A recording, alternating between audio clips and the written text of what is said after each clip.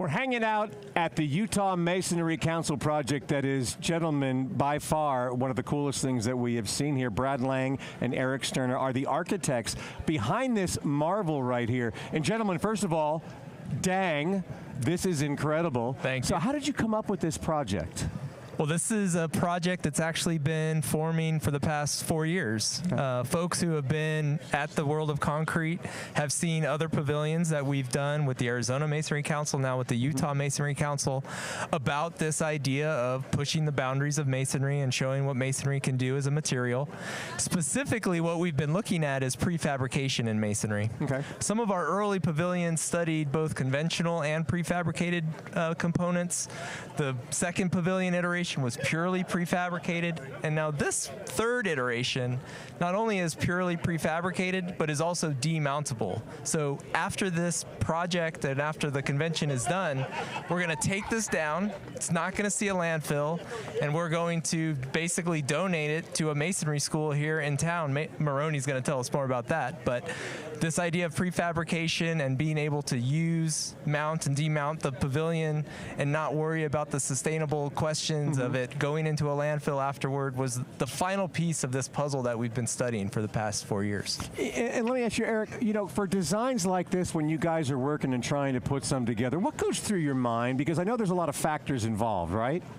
Yeah, of course. So one of the first things that we did when we came up with this pavilion, but actually the first one that we did with Hobbs Masonry, was Maroney said, I want to play with prefabrication. The reason he wanted to play with prefabrication is he saw a great need in the greater state of Arizona to actually play up how the labor force works on projects throughout our state. And we saw prefabrication as the foundation for us to work through. The rest is just, it's really easy, right? Because block kind of promotes itself, right? So it's about light, it's about material, it's about the openings. On this one in particular, it was about the geometry of the panels, the individual panels that create the whole.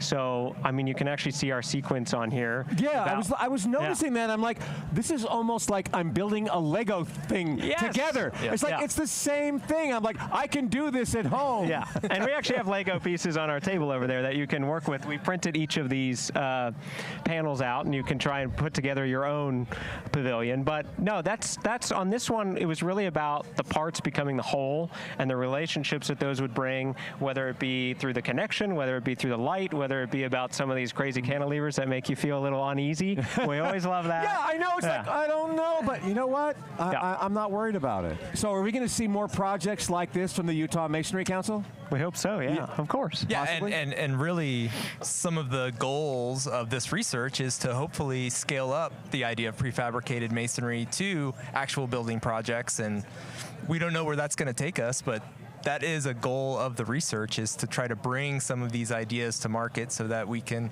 again, have masonry be a larger part of the construction field and the construction industry. It's such a beautiful material. I could see 10 stories high. I could see this up that high, right? So, maybe? Because we're architects and not structural engineers, we'll say yes. Okay. And we'll let the structural engineers figure out if we can go 10 stories higher or not. I love it. Guys, beautiful, great work. Thank you. Much success in the future for you. This is awesome. And don't forget to go to the store and get your Lego so you can build. Yes.